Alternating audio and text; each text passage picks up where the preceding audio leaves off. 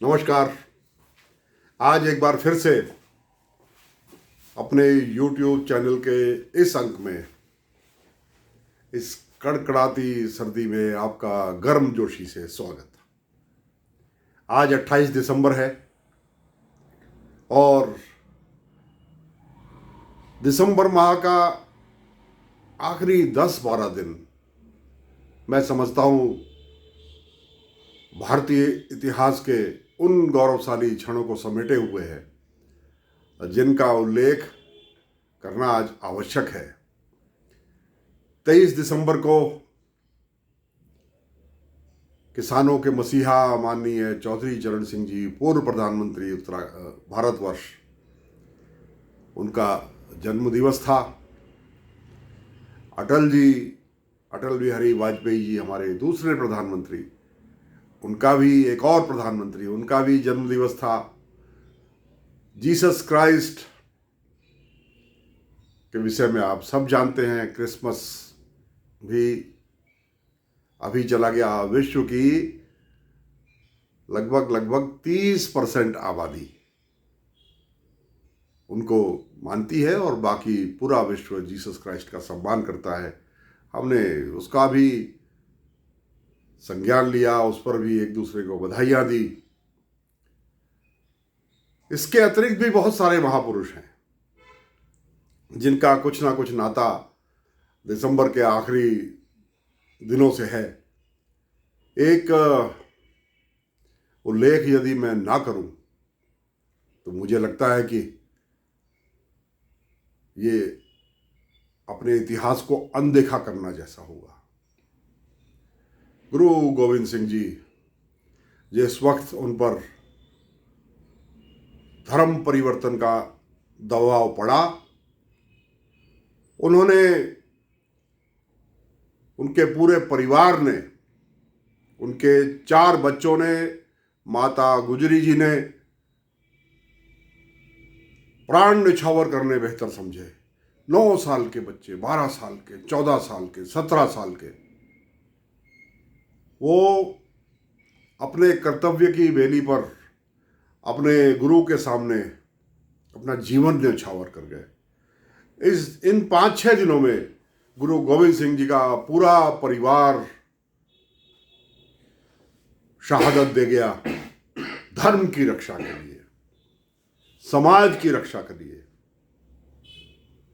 तो उनको भी इन गौरवशाली क्षणों में हम याद करते हैं, उनको भी हम अपने श्रद्धा सुमन अर्पित करते हैं। और क्योंकि मैंने जिक्र किया आज 28 दिसंबर का, तो मैं ये कहना चाहता हूं कि आज का दिन भी बहुत महत्वपूर्ण है। इसलिए नहीं कि मैं किसी राजनीतिक दल की बात कर रहा हूं, मगर इसलिए कि हमारे भारतवर्ष के गौरवशाली इतिहास का 90% जो समय गुजरा है, वो गौरवशाली भारतीय राष्ट्रीय कांग्रेस,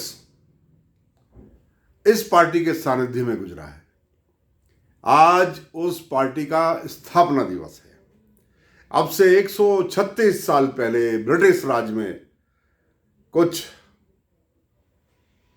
न्यायप्रिय अंग्रेजों ने सर A.O. ह्यूम के नेतृत्व में, और भी उनके कई साथियों ने, इन सब ने मिलकर के एक संगठन की स्थापना करी जो एक क्लब जैसा था।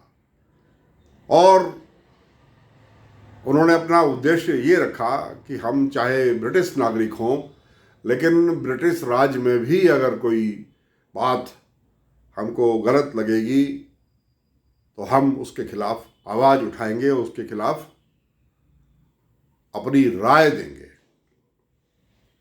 तो वो कांग्रेस पार्टी जो एक बंद कमरे में 5-6 लोगों के द्वारा स्थापित की गई थी, 5-6 अंग्रेजों के द्वारा ही स्थापित की गई थी, वो मूवमेंट कुछ वर्षों बाद इतना जोर पकड़ गया कि उसमें भारतीय लोग शामिल हो गए और देखते ही देखते वही कांग्रेस पार्टी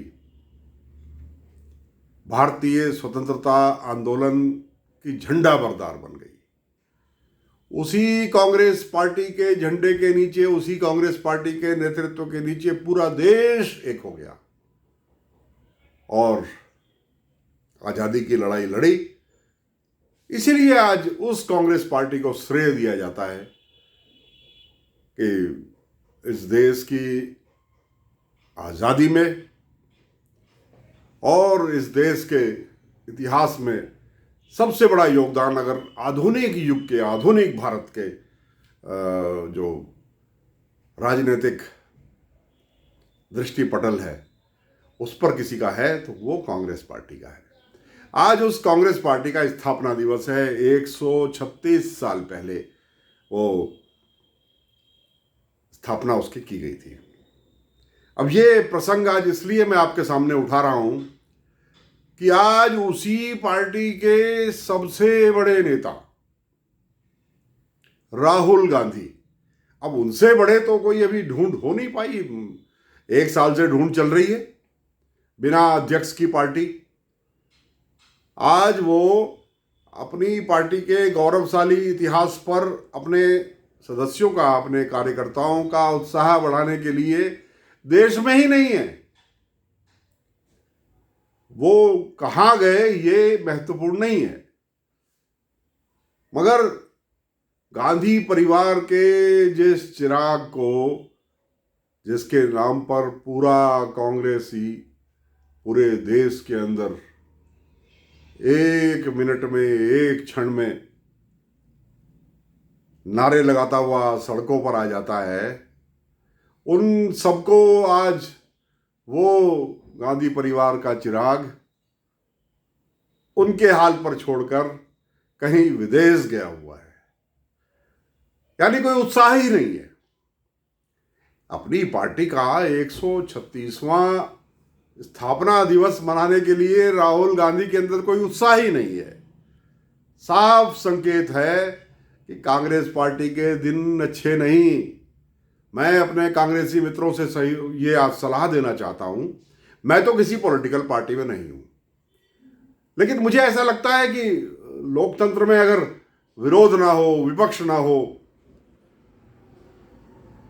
बराबर की टक्कर देने वाला कोई विकल्प ना हो, तो लोकतंत्र भ्रष्ट हो जाता है। आज उसी दिशा में हम लोग बढ़ रहे हैं। जनता का प्यार है, जनता का प्यार अगर मोदी जी को मिला तो मुझे कोई ईर्ष्या नहीं है, और यही हाल रहे तो न जाने अभी कितनी बार और मिलेगा। मिले, जनता का फैसला है, मैं उसके खिलाफ न था न हूं, मगर फिर चुनावों की क्या जरूरत है? अगर इतनी बड़ी कांग्रेस पार्टी, जिसके भरोसे पूरे देश के लाखों कार्यकर्ता इस उम्मीद में कि अब हमारा नेता आएगा और हमको सत्ता में स्थापित करेगा, वो दिन रात अपनी जवानी खपा रहे हैं, अपना समय दे रहे हैं, अपनी ऊर्जा दे रहे हैं, अपना पैसा दे रहे हैं, और उनके नेता को आज इस बात की भी परवाह नहीं है कि उन्हें आज स्थापना दिवस के अवसर पर कम से कम अपने देश में अपने कार्यकर्ताओं के बीच में होना चाहिए था। मैंने कांग्रेस के कई स्थापना दिवसों पर मैंने भागीदारी की है। मैं बहुत छोटा था, 17 साल की उम्र थी, 16 ही वर्ष का था उस वक्त। कामागाटा मारू नगर के नाम से स्थापित किया गया था चंडीगढ़ के पास। वहाँ कांग्रेस का अधिवेशन हुआ था स्थापना दिवस पर, मैंने उसमें भी भाग लिया। और आपातकाल में जो 1996 का, माफ कीजिएगा, 1976 दिसंबर का जो कांग्रेस पार्टी का सेशन था, जो कांग्रेस पार्टी का अधिवेशन गुवाहाटी में हुआ था, मैं उसमें भी शामिल था। उसके बाद तो फिर हम लोग एच.एन. बहुगुणा जी के साथ चले गए, लेकिन वहां तक मैं उस पार्टी में रहा हूं, तो मैंने वो उत्साह देखा है, मैंने नौजवानों का उत्साह भी देखा है। और भारतीय युवक कांग्रेस को कामागाटा मारू नगर चंडीगढ़ वाले अधिवेशन में एक सीमित टेंट, बस गुलाम नबी आजाद, प्रिय रंजन दास मुंशी, आनंद शर्मा, गीतांजलि माकन, ये सब लोग उस सेशन में उनके साथ जूनियर थे और गुलाम नबी आज़ाद सबसे बड़ा चेहरा थे उस वक्त। कामागाटा मारू नगर चंडीगढ़ में एक टेंट बस युवक कांग्रेस का, हिमाचल की भी एक नेत्री उसमें हुआ करती थी। और उसके बाद इतना बड़ा अधिवेशन जिसमें था, तो वो अधिवेशन कांग्रेस पार्टी का था, लेकिन कांग्रेस पार्टी इसका सही कहा जाए तो एक पंडाल में सीमित हो गई थी। हालांकि वो पंडाल बड़ा था क्योंकि इंदिरा जी का जमाना था, लेकिन सारी व्यवस्था, सारा ध्यान आकर्षित किसी ने अगर किया था तो वो थी युवक कांग्रेस संजय गांधी के जमाने की। और मेरे जैसा साधनहीन कार्यकर्ता, NSUI का जिला अध्यक्ष था, हम भी उसमें गुवाहाटी गए थे। वो उत्साह हुआ करता था, यानी यहां से गुवाहाटी तक हिंदुस्तान का हर रूट, हर रेलवे स्टेशन पर कांग्रेस पार्टी, युवक कांग्रेस के नारे लगते थे हमारे स्वागत के लिए। हमको पानी तो उस वक्त बोतल में नहीं आया था, पानी तो नलके से ही पीते थे, लेकिन खाने के पैकेट और झंडों के साथ हमारा स्वागत स्थानीय कार्यकर्ता किया करते थे। वो दौर था, वो दौर भी मैंने देखा है। और आज का दौर देखता हूं तो साफ कहूं, आज कार्यकर्ता काम कर रहा है और कांग्रेस का नेता, जो कांग्रेस का केंद्रीय नेतृत्व है, वो कामचोर हो गया है। वो आज काम नहीं करना चाहता। और उसका सीधा सीधा उदाहरण अपनी जिम्मेदारी से भागते हुए राहुल गांधी है। राहुल गांधी जी, क्यों इतने लोगों का भविष्य बर्बाद कर रहे हो? हजारों लाखों नौजवान आज आपकी तरफ उम्मीद रख करके बैठा है।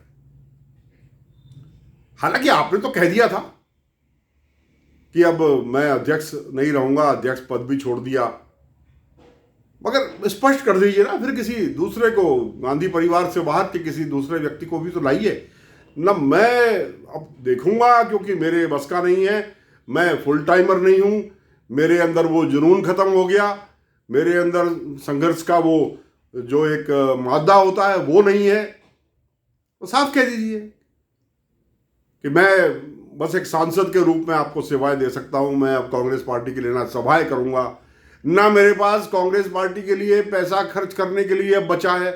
जो बचा है मैं उससे अपने जीवन में खर्च करूंगा, अपने व्यक्तिगत जीवन में खर्च करूंगा, वो आपका अधिकार है। पर इनकी जो उम्मीदें हैं फिर उसका क्या होगा? स्पष्ट कीजिए अपनी भूमिका को।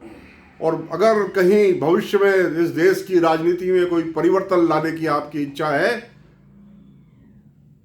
तो एक पत्रकार और एक राजनीति के छात्र की हैसियत से मैं आपके बीच में कहना चाहता हूं कि समय है कि आज आप ये निर्णय ले लें कि अगले कुछ सालों में कांग्रेस पार्टी का नेतृत्व कौन करने वाला है।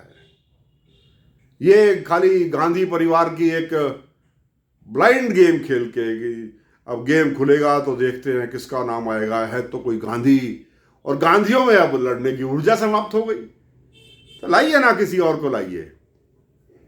ये आज सुबह सुबह जब मैंने अखबार में पढ़ा कि राहुल गांधी फला देश चले गए और आज कांग्रेस पार्टी का स्थापना दिवस है, तो मुझे लगा, मैंने कहा स्थापना दिवस पर कांग्रेस पार्टी का सर्वोच्च नेता, माफ कीजिएगा अभी राहुल गांधी से बड़ा नेता आपने पैदा नहीं किया। तो अगर आपने जिंदा रहना है भविष्य में राजनीति में, तो भाई ये जो बेचारे गली गली में वाटर कैनन इस सर्दी में, डंडे, पुलिस से टकराव, मुकदमे, झूठे मुकदमे जो अपने ऊपर कार्यकर्ता बनवा रहे हैं ना, इनको और धोखे में मत रखो, इनको स्पष्ट करो कि क्या आप चाहते हो। ये संदेश आज मैं बहुत अपने इस छोटे से आज के वीडियो में आपको देना चाहता हूं। अंत में मेरा एक आज पूरे उत्तराखंड के लोगों से मैं आज एक बात शेयर करना चाहता हूं। हमारे उत्तराखंड के मुख्यमंत्री त्रिवेंद्र सिंह रावत जी इस वक्त बीमार हैं और 10-12 दिन पहले उनको कोरोना के संक्रमण की जानकारी मिली थी और कल से वो फिर हॉस्पिटल में एडमिट हो गए। सुना है उनके फेफड़ों में कुछ संक्रमण है। तो मेरे बहुत ही निकटस्थ कुछ लोगों को बिल्कुल इसी तरह के सिम्टम्स थे। तो मैं यहाँ पर आप सबसे कहना चाहता हूँ कि जिस दून हॉस्पिटल में वो यहाँ आज भर्ती हुए हैं कल अपने इलाज के लिए, एक तो ये संदेश है कि दून हॉस्पिटल सक्षम है और ये मेरा व्यक्तिगत अनुभव है कि दून हॉस्पिटल में कोरोना से अच्छा इलाज नहीं है। इसलिए प्राइवेट हॉस्पिटल्स जो सेवा उन्होंने करी उसको नहीं मैं नकार रहा, लेकिन जिसके पास साधनों की कमी है, जिसके पास उतना धन नहीं है, उनको दून हॉस्पिटल जाना चाहिए। और मैं समझता हूं कि उनका इलाज जो सबसे बेहतर अस्पताल है ना, उसके समकक्ष है। मैं यहाँ अपने इस जो हेल्थ में जो सुधार हुआ है और ख़ास तौर से कोरोना के लिए जो सुधार हमारे हॉस्पिटल्स में हुआ है, सरकारी हॉस्पिटल्स में, उसके लिए मैं राज्य सरकार को बधाई देता हूं। और आपसे भी मेरी प्रार्थना है कि त्रिवेंद्र रावत जी के शीघ्र स्वस्थ होने के लिए आप सब मिलकर के प्रार्थना करें। कहते हैं दुआओं में बहुत असर होता है। हमारे राजनीतिक विरोध, हमारी बहुत सारी बातों पर हमारी विचार असमान होंगे, वो एक अलग बात है, लेकिन हमारा मुखिया स्वस्थ रहे तो ये राज्य के लिए भी अच्छा नहीं है।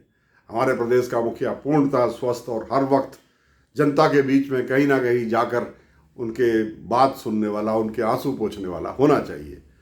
इन्हीं शब्दों के साथ मैं सुभाष शर्मा अपने इस YouTube चैनल और हिमालय दर्पण उत्तराखंड डिजिटल चैनल की ओर से आपका हार्दिक आभार करता हूं। नमस्कार।